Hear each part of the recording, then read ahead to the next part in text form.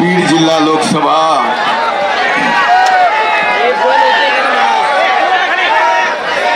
मतदारसंघाच्या महायुतीच्या आपल्या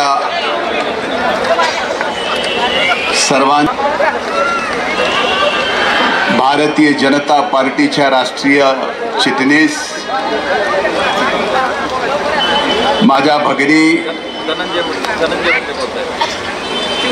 माननीय पंकजाताई गोपीनाथरावजी मुंडे, व्यासपीठावर उपस्थित महायुतीचे सर्व सन्माननीय आमदार, लोकप्रतिनिधी, माजी लोकप्रतिनिधी, महायुतीच्या सर्व घटक पक्षाचे अध्यक्ष, विविध आघाड्याचे अध्यक्ष, सन्माननीय व्यासपीठ आणि आज आपल्या सर्वांच्या लाडक्या पंकजाताईंच्या उमेदवारी अर्ज दाखल करून त्यांना आशीर्वाद देण्यासाठी इथं उपस्थित बीड जिल्ह्यातील मायबाप, मतदार बंधू भगिनींनो आणि माझ्या पत्रकार मित्रांनो, खरं तर ही लोकसभेची निवडणूक आहे आणि अनेक मान्यवरांनी भाषण केली. काही भाषणं तर अशी झाली, आजकाल IPL चालू आहे, एखाद्यानं 9 बॉलमध्ये 38 रन काढाव्यात असं आडसकरांचं भाषण सुद्धा झालं.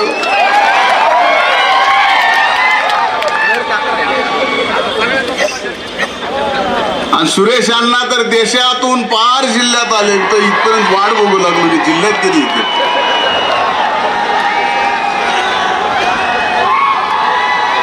माझ्या दृष्टीने ही बीड जिल्ह्याची लोकसभेची जयदत्त आणि जयदत्तचे सगळे कार्यकर्ते, सुरेश अण्णाचे कार्यकर्ते शांत बसा, सगळे शांत बसा. आणखीन वेळ आहे, आपल्याला आणखीन हाफ टाइम आहे.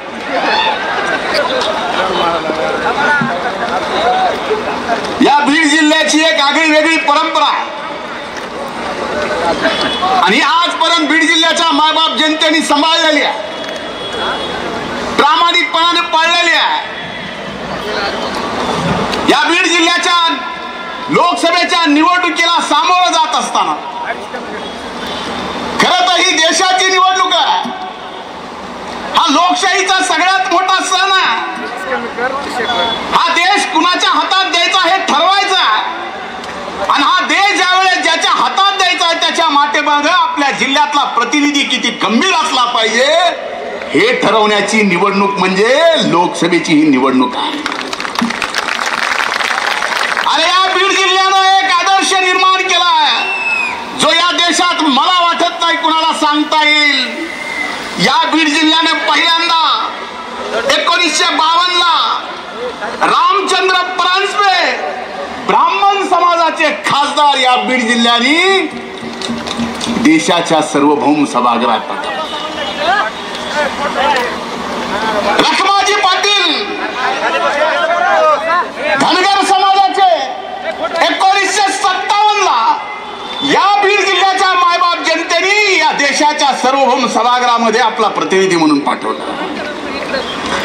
द्वारकादास मंत्री माहेश्वरी 1962 ला या जिल्ह्याचे खासदार म्हणून देशाच्या सार्वभौम सभागृहामध्ये या जिल्ह्याच्या जनतेने पाठवले. क्रांतिसिंह नाना पाटील साताऱ्याहून आले, या बीड जिल्ह्यामध्ये आले. बीड जिल्ह्याच्या मायबाप जनतेने कोण आहेत, कुठले आहेत, कुठून आलेत, मराठा समाजाचे विचारलं नाही, या देशाचा सार्वभौम सभागृहामध्ये खासदार म्हणून पाठवलं. सयाजीराव पंडित मराठा समाजाचे या देशानं कर्तबगार माणसं या देशाच्या सार्वभौम सभागृहात पाठवले. गंगाधरप्पा बुराडेंचं नाव घेतलंय, केशर काकू क्षीरसागरांचं, बबनराव ठाकरेंचं, पुन्हा केशवराव क्षीरसागरांचं, रजनीताई पाटलांचं, जयसिंगराव गायकवाडांचं, स्वर्गीय मुंडे साहेबांचं, आमच्या धाकल्या प्रीतमताईचं एकदा नाही दोनदा, आता त्याच्यानंतर माझ्या दृष्टीनं प्रीतमला ताईला जरी ही निवडणूक हलकी वाटत असली उमेदवार म्हणून,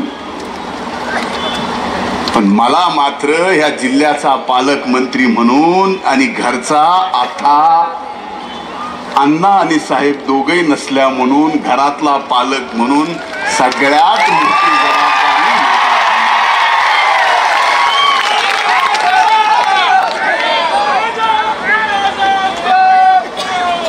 त्यामुळे तुम्हाला जेवढं मोकळं वाटतंय, व्यासपीठावर बसलेल्या प्रत्येक माणसाला जेवढं मोकळं वाटत असेल ही निवडणूक म्हणून, या धनंजय मुंडेला ही निवडणूक कधीच मोकळी आणि हलकी वाटत नाही, हे आपण सर्वांनी लक्षात घ्या.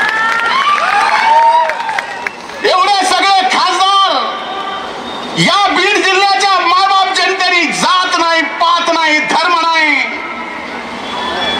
फक्त त्यांच्या अंतःकरणातली त्यांच्यातली कर्तबगारी पाहिली आणि कर्तबगार माणसाला या बीड जिल्ह्यातनं जात पात पलीकडे जाऊन या देशाचं नेतृत्व करण्यासाठी देशात दिल्लीत पाठवलं. आणि आज तीच वेळ आली आहे. इथं उमेदवार कोण आहे, काय आहे, समोर कोण आहे? आडसकर साहेब म्हणले, बोलत बोलत कुणीतरी खालून आडसकर साहेब म्हणले की हबाडा हे येत. आता हबाडा आला की ते म्हणले आता मलाच बसायला लागला, असं तुम्ही म्हणलात. आणि बोलत बोलत म्हणले की हा समोरचा जो बहुरंगा पप्पा कॅन्डिडेट आहे,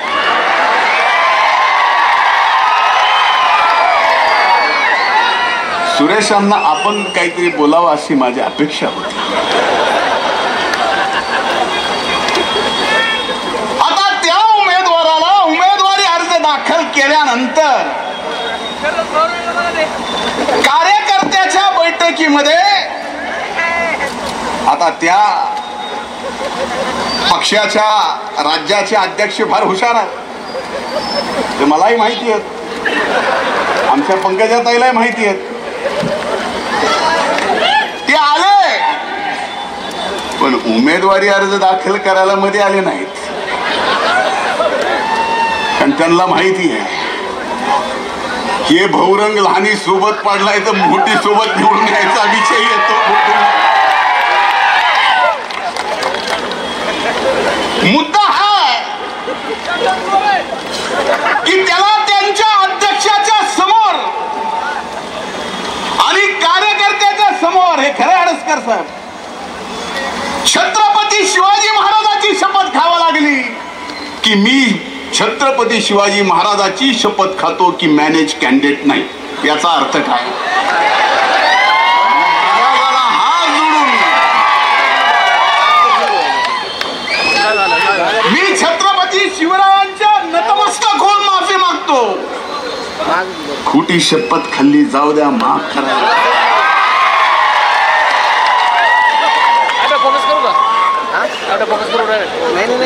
आता ह्याचं काय कारण आहे का? मी काय पुरावे देईल?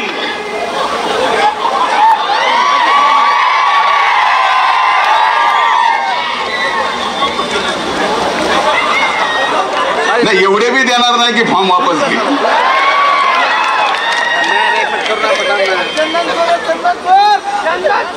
पक्ष सोडायच्या अगोदर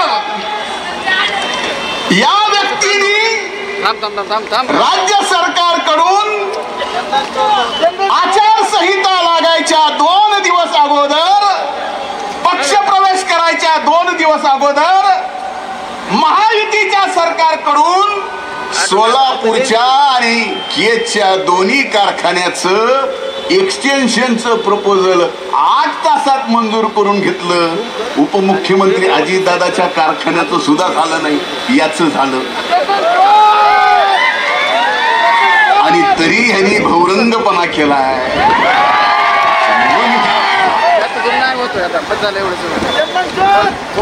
आता ह्यांनी म्हणले कृषी मंत्र्यांनी बघावं की मी शेती काय करतो. ओके का? आता कृषी मंत्री म्हणून चॅलेंज केल्यावर बघावंच म्हणलं. पण आज अफिडेव्हिट मध्ये बघितलं हे तर शेतकरी पुत्र पण बगर जमिनीचा आहे.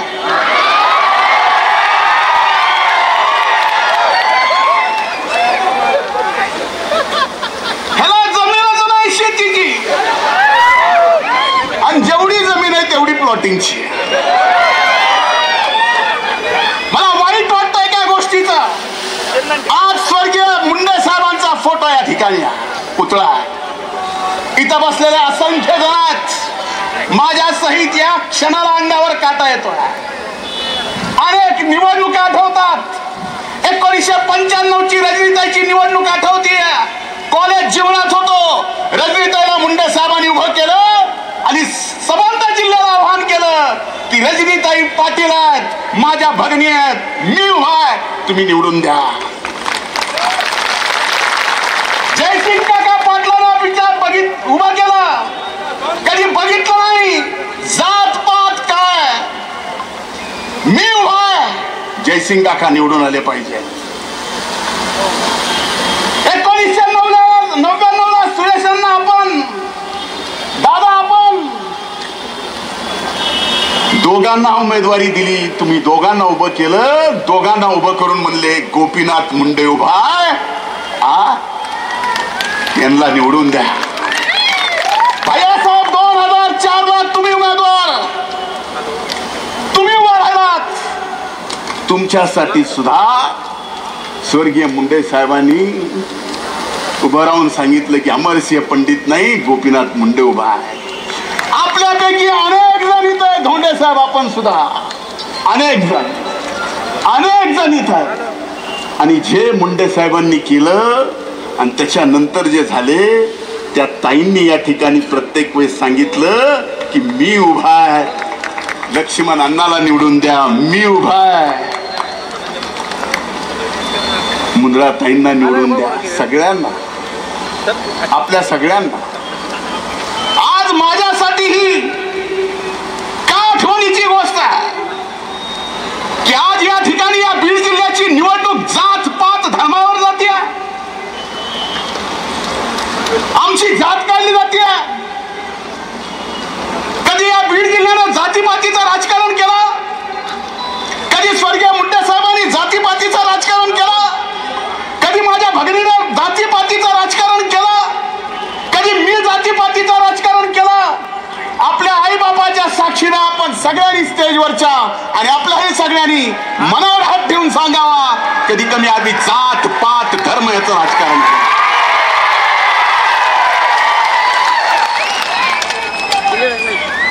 आरक्षणाचं आंदोलन झालं. अरे आरक्षणाचं आंदोलन झालं 1998 पासून. या मराठा आरक्षणाचा आंदोलनातला चळवळीतला मी एक कार्यकर्ता आहे. हो, मला बोलायचा अधिकार आहे. नरड्यात रक्त पडेपर्यंत सभागृहामध्ये मराठा आरक्षणासाठी मी लढलो आहे. आता आंदोलन झालं ज्याचा उल्लेख केला गेला की निजामकालीन दस्ताप्रमाणे कुणबीचे या ठिकाणी प्रमाणपत्र दिले गेले पाहिजेत. सरकारने मान्य केलं. आंदोलकाचा सन्मान केला, समाजाचा सन्मान केला. आणि या ठिकाणी नोव्हेंबर महिन्यामध्ये महायुतीच्या सरकारनं कुणबीचं प्रमाणपत्र द्यायचा GR काढला. कशासाठी हा GR होता की आमच्या मराठा समाजातला गरीबातला गरीब पोरगा ज्याला शिक्षण मिळू शकत नाही, ज्याला पोटाला भाकर मिळू शकत नाही, ज्याला नोकरी मिळू शकत नाही, म्हणून याला या आरक्षण पाहिजे, म्हणून कुणबीचं प्रमाणपत्र पाहिजे. पण या आंदोलनाचा सर्वात पहिल्यांदा फायदा कुणी घेतला असेल? या बीड जिल्ह्यातल्या सगळ्यात गरीब कुटुंबातल्या शेतकरी पुत्रानं, ज्याचं राव आहे भौरंग सोनवणे.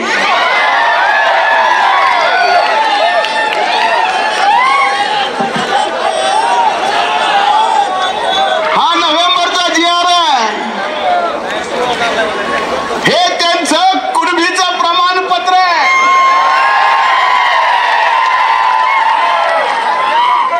जानेवारीत कुणबी प्रमाणपत्र द्यायला चालू झालं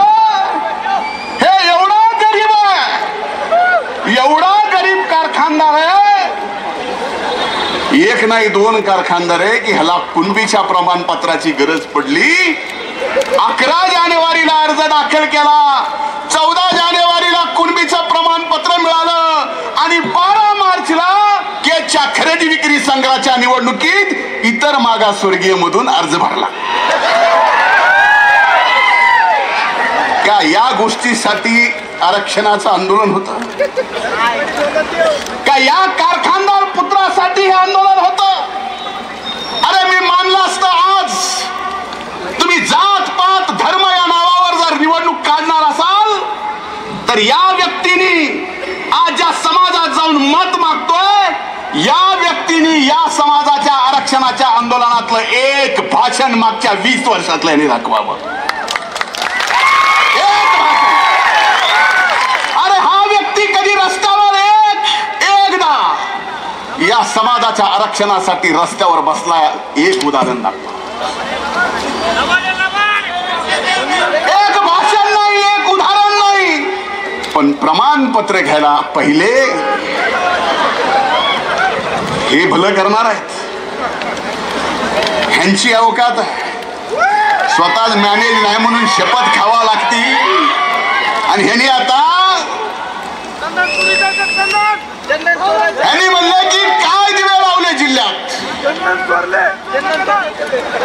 5 वर्षाचा पंकजाताईचा कार्यकाळ मंत्रिपदाचा जो या बीड जिल्ह्यामध्ये विकासाची एक रचना करत होता, संबंध रचना केली, नंतर माझ्यावर जबाबदारी आली. 2.5 वर्ष का होईना कोविडच्या काळात तशाही परिस्थितीमध्ये प्रामाणिकपणे मायबाप जनतेची सेवा करायचा या ठिकाणी आम्ही सगळ्यांनी प्रयत्न केला.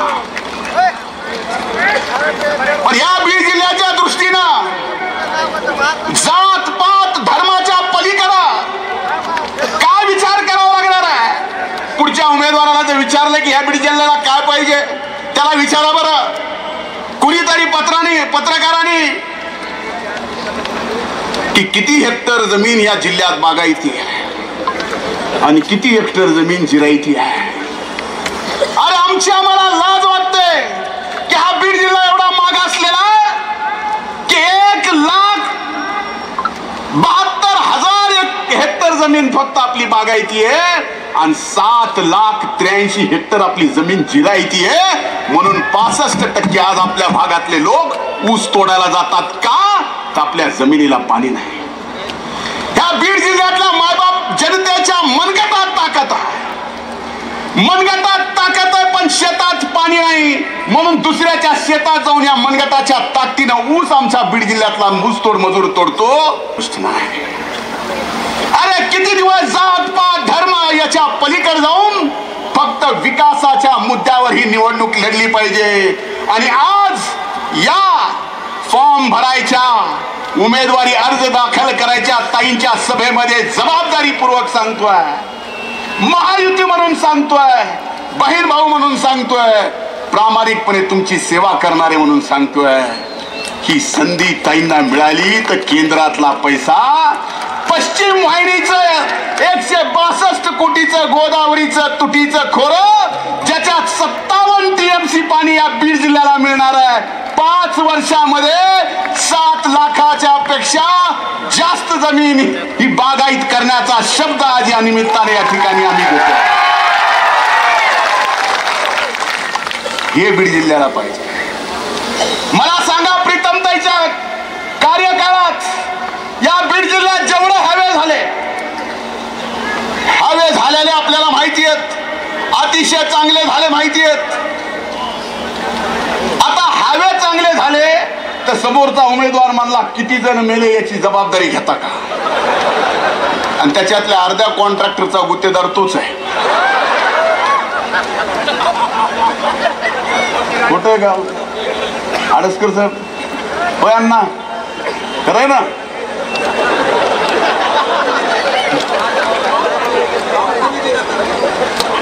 ते तुम्हाला माहित. म्हणजे परिस्थिती बघा. रस्ते झाले, मुद्दा हा आहे की रस्ते झाले म्हणून विकास झाला.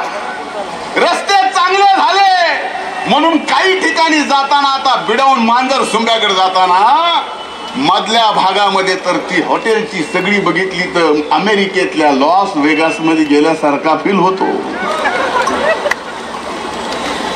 आता तुम्ही गेला नाही, मी गेला नाही, मलाही माहित नाही नेमकं काय आहे ते. बरोबर. मग मला सांगा, हा रस्ता जाताना हा रस्ता कुठल्या जातीतल्या माणसाचा जातोय? हा रस्ता झाल्यानंतर कुठल्या जातीतल्या माणसाच्या जमिनीचा भाव वाढणार आहे? याचा विचार लोकप्रतिनिधी म्हणून प्रीतमताईंनी केला, सरकार म्हणून केला. मग विकासामध्ये कधी जात पात येत नाही. आज हे मोठे सगळे हायवे झाले, तुमच्या आजूबाजूच्या जमिनीचे भाव वाढले का नाही? गळ्याच्या अंग सांगा, गळ्याच्या अंग सांगा किती पटानं वाढले? 10 वर्षात 10 पटीनं. अरे पंकजाताईला या ठिकाणी तुम्ही संधी दिली तर पुढच्या 50 वर्षात 50 वर्षाचं 5च वर्षात या ठिकाणी पूर्ण करून द्यायची जबाबदारी आहे. अरे ही दोन्हीची जोड आहे. केंद्रामध्ये त्यांची जी उडबास आहे ती ज्या नेतृत्वाच्या सोबत आहे, त्या नेतृत्वाच्या सोबत नुसतं उडबस जरी झाली तर बीड जिल्ह्याचे 99% प्रश्न असेच सहज मार्गी लागून जातील. आता हे समोरचा उमेदवार म्हणतो की म्हणले आम्ही 1 वर्षात रेल्वे, अरे पटरीत आमची सगळी आणली, बीडापर्यंत रेल्वे आली, आता राहिलंय काय? मुद्दा हा नाही की 1 वर्षामध्ये परळीहून नगर मुंबईला रेल्वे जाईल. मुद्दा आमच्यासाठी हा की पंकजाताई या भागाच्या खासदार म्हणून ज्या वेळेस केंद्रात प्रधानमंत्र्यांच्या मांदियाळीमध्ये बसताल त्यावेळेस परळीहून बीड मार्गे, आष्टी मार्गे वंदे भारत 5 तासात मुंबईला गेली पाहिजे.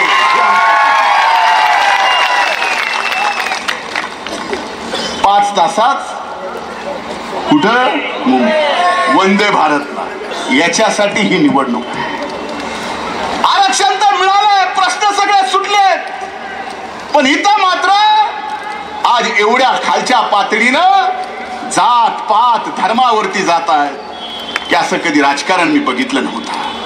म्हणून हात जोडून कळकळीची विनंती आहे, ही निवडणूक सोपी तुम्ही कुणीही समजायची गरज नाही. कुठलीही निवडणूक, कुठलीही लढाई ही सोपी नसते. आपल्या सगळ्यांना माहिती आहे.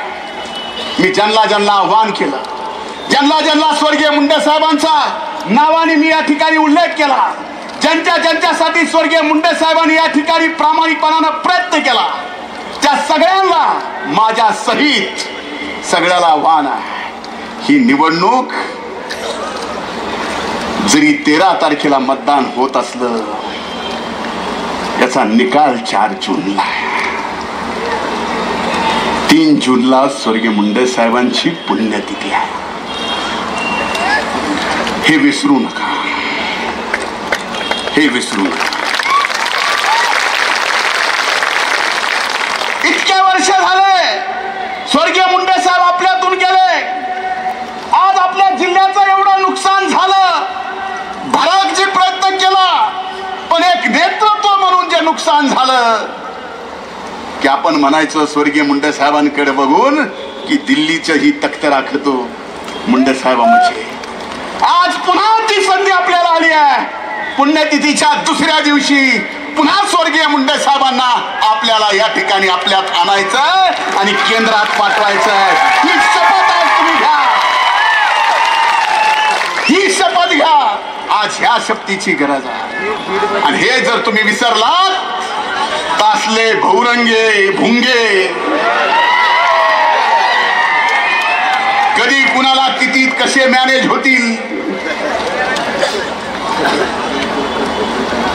म्हणून आपल्याला सांगायचं आज खाली ज्या पद्धतीनं वातावरण आहे, घराघराचा सभा होतील नाही होतील मोठ्या, आम्ही येऊ नाही येऊ माहित नाही, पण एक सांगतो, आम्हाला आपल्यावरती विश्वास आहे, या महायुतीवरती विश्वास आहे.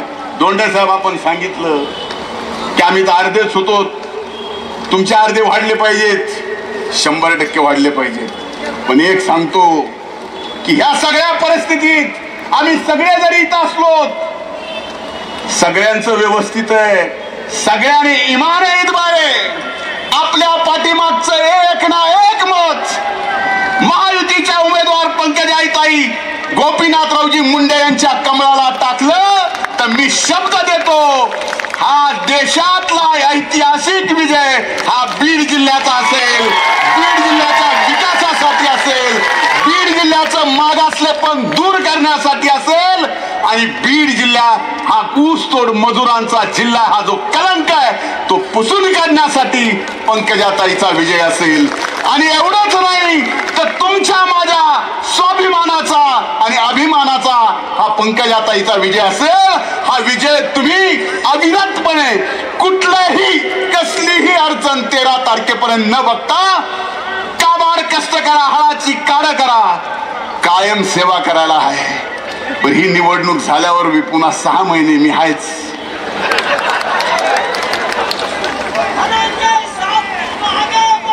अण्णा म्हणले पुढे काय होईल, एवढे मोठे चिन्ह तुम्ही बघितले. खरं तर निवडणूक आयोगाने तिथं चिन्ह लावायलाच ना पाहिजे होते. अजित बसले होते हे सगळेच बघायला लागले. ते चिन्ह नसते तर तुमचे मनच बिघडले नसते.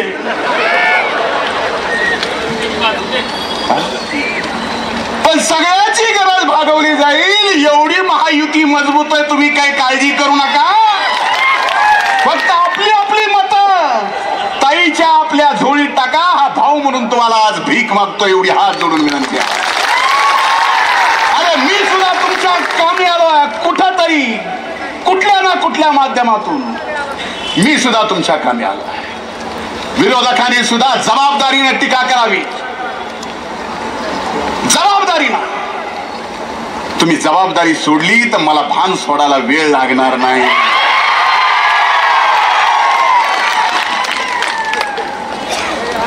म्हणून हात जोडून माझी आपल्याला विनंती आहे, ही निवडणूक निर्णायक आहे, ही निवडणूक निर्वाणीची आहे, ही निवडणूक या बीड जिल्ह्याचं येणारा 50 वर्षाचं विकासाचं भविष्य ठरवणारी निवडणूक आहे.